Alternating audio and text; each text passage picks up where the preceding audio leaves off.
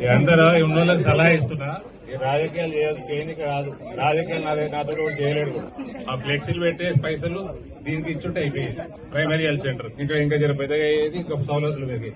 పనికి మళ్ళీ రాజకీయాలు నాతో చేయకూడదు. నేను ఎంపీ అయినప్పుడు పార్లమెంట్ లో కొత్త బ్రీడ్ అని పరిచయం చేయాలి. పక్కకు కూడా ఉండే కాంగ్రెస్ కూడా, నాకు తెలియని కాంగ్రెస్ కూడా ఉండే.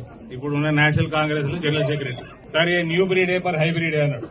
కాబట్టి ఈ పార్టీలు గీటీలు చెప్పకు రాదు, అన్ని బంద్ చేయండి స్లోగన్లు. ఈ ఫ్లెక్సీలకు పెట్టే ఖర్చులు పిహెచ్సికి ఇవ్వండి, డెవలప్మెంట్ కి ఇవ్వండి. ఊరు బాగుపడుతుంది, ప్రజలు బాగుపడుతుంది. ఏ పార్టీ వాడు ఏ స్లోగన్ ఇస్తుండో తెలియదు. జగిత్యాలకు వస్తుంది సెలవు. ప్రజలందరికీ, గ్రామస్తులందరికీ నూతన పిహెచ్సి భవనము 23 లక్షలు అయిందంటే 20 లక్షలు కేంద్రంకి వెళ్ళి వచ్చింది. 3 లక్షలు ఎమ్మెల్యే గారు ఎవరో ఇచ్చారు, లేకపోతే రాష్ట్ర ప్రభుత్వం ఇచ్చింది. అందరికీ అభినందనలు తెలియజేస్తూ, ఆల్రెడీ ఇక్కడ రావడమే నేను 2 గంటలు లేట్ వచ్చిన. మోతాడు దగ్గర రాస్తారోకో చేస్తారు రైతులందరూ. అదే పలికిమాలను యాప్ పెట్టిందట, యూరియా కొనరాకుండా మొత్తం జిల్లా అంతా తిరిగి వచ్చింది. ఇప్పుడు మళ్ళీ ఇక్కడికి వచ్చినాక మీలోటి ఫ్లెక్సీలు పెట్టే బదులు జమ చేసి గ్రామానికి వీడీసీకి అప్పయ్యపురు పైసలు. ధన్యవాదాలు.